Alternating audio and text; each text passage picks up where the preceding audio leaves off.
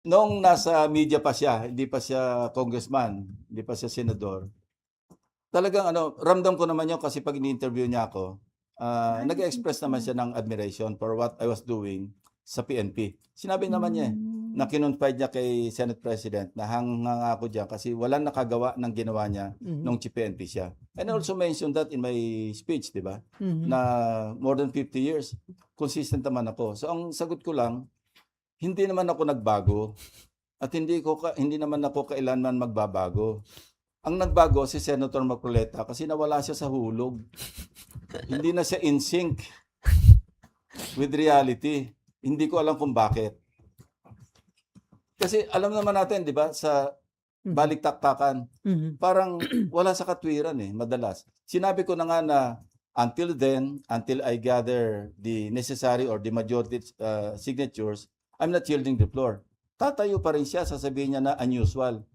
Sana kung nag-aral siya, nagbasa siya ng sa Senate Archive, na hindi unusual yon. That's one of the usual occurrences sa Senate na any senator may not grant to be interpellated. Di ba nga minention si Senator Miriam, sponsorship speech, not even a privilege speech. Nag-co-sponsor siya sa reproductive health. Andito rin ako noon But she refused to be interpellated. Yun ang medyo unusual, may she rest in peace. Pero nag-sponsor ka, at least man lang, ma-interpellate ka. Pero that's still, bottom line, that's her right not to be interpellated. So what more a privilege speech? At saka sa akin naman, hindi naman absolute na ayoko magpa-interpellate. Gusto ko lang, mag-share tayo ng responsibility. Magpirma kayo, di-interpellatein niyo ako till the kingdom come. Pero so nagsimula ba na maging contra-fellow niyo si Marcoleta nung palitan niyo siya as Blue Ribbon Committee Chairman? Simula nung kami, yun ang pinag-ugatan ng pagiging BFF namin dalawa.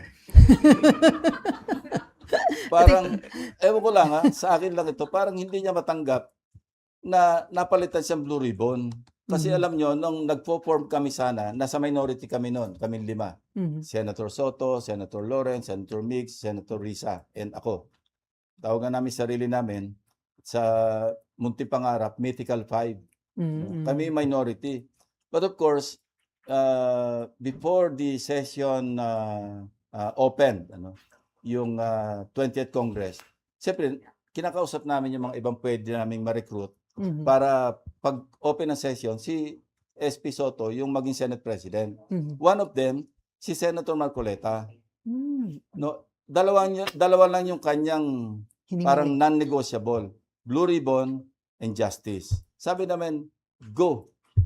Okay. Kung makukuha ni Senate President, that's yours. Kaya ko lang naman ako sabihin natin na nag-speculate na baka yun ang sama ng loob niya.